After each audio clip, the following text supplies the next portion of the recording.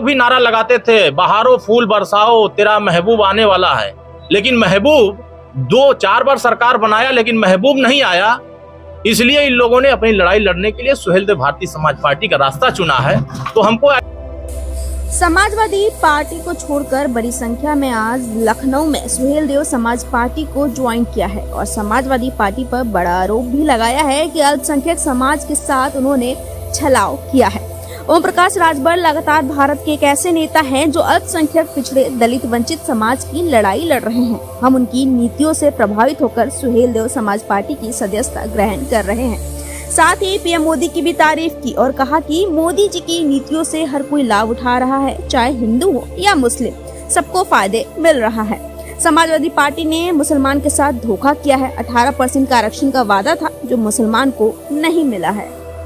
देखिए, जब समाज ठगा हुआ महसूस करता है, समाज के साथ जब धोखा होता है तो वो अपने रास्ते बदल लेते हैं। इसी तरीके से आज अल्पसंख्यक समुदाय के सैकड़ों लोगों ने समाजवादी पार्टी छोड़ करके सुहेलदेव भारतीय समाज पार्टी का दामन पकड़ा है। मैं उन साथियों को धन्यवाद ज्ञापित करना चाहता हूं, उनको बधाई, शुभकामनाएं देना चाहता हूं कि उन्होंने गरीबों की आवाज उठाने वाले, वंचितों की लड़ाई लड़ने वाले और हर समाज के हक और अधिकार और मान और सम्मान की लड़ाई लड़ने वाले हमारे माननीय राष्ट्रीय अध्यक्ष श्री ओम प्रकाश राजभर जी पूरे हिंदुस्तान में एक ऐसे नेता हैं जो हर वर्गों के हकों की लड़ाई लड़ते हैं। ऐसे लड़ाई लड़ने वाले नेता के हाथ को मजबूत करने के लिए आज सभी लोग इकट्ठा हुए हैं।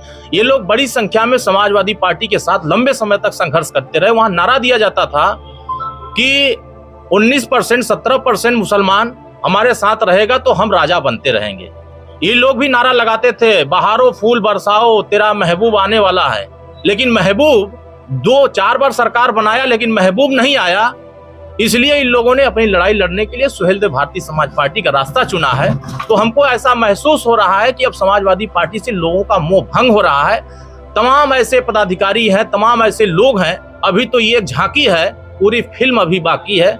आप देखते जाइएगा, पूरी तरीके से समाजवादी पार्टी चुनाव नजदीक आते आते खोखली हो जाएगी और सुहेलदेव भारतीय समाज पार्टी का कारवा पूरे उत्तर प्रदेश ही नहीं पूरे देश में ऐसे ही बढ़ता चला जाएगा। गठबंधन सपा कह रही है, गठबंधन में कहीं 80 सीटें साथ में लेकर क्या बीजेपी को पिछाड़ेंगे, कैसे दिखते हैं सर? देखिए, समाजवादी पार्टी अब अंधेरे में, सपने में, वो सपना देख रहे हैं रात में, और वही सपना दिन में उनको याद आता है कि हम तो सपना देखे 80 सीट जीतने का। आपने वादा किया था मुसलमान भाइयों से कि हम नौकरियों में 18% आरक्षण देंगे। 4 बार सरकार बनाया, 1% भी हिस्सेदारी नहीं दिया। मुसलमानों के साथ अन्याय होता है और आपने कहा हम न्याय के लिए लड़ाई लड़ेंगे। एक नेता जेल की सलाखों में चला गया और आप आंदोलन करने को छोड़ दीजिए, घर से निकलने को तैयार नहीं हुए।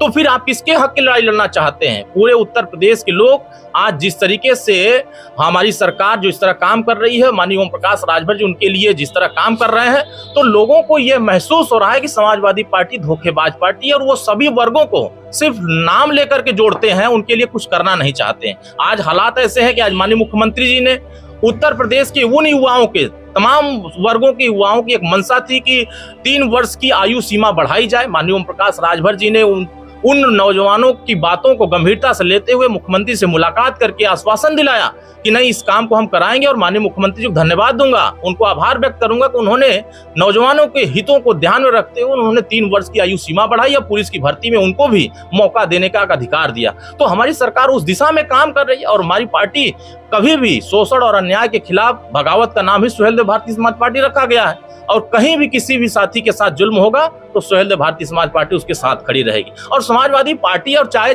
अन्य विपक्षी दल जिस तरह गठबंधन बना रहे हैं, ये बिना बारात के दूल्हे लेके घूम रहे हैं और इसमें सब नाराज हो रहे हैं। सब प्रधानमंत्री बनना चाह रहे हैं, तो जब सब प्रधानमंत्री बनेंगे तो फिर मोदी जी को रोक नहीं पाएंगे।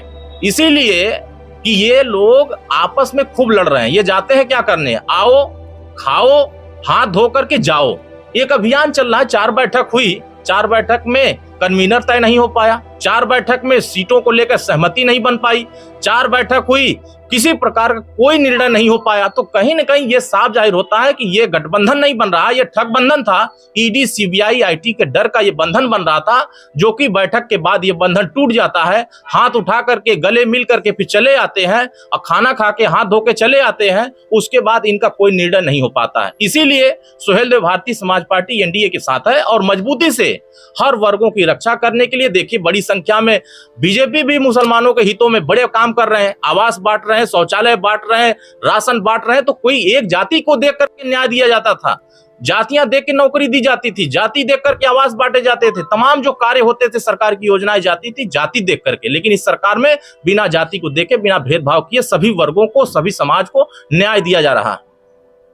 शुभकामनाएं हम आपके साथ हैं। चलिए, बहुत बहुत धन्यवाद, बहुत बहुत बधाई। आपको भी धन्यवाद पत्रकार महोदय कि आपने हम लोगों को समय दिया, इसके लिए आपको बहुत बहुत धन्यवाद।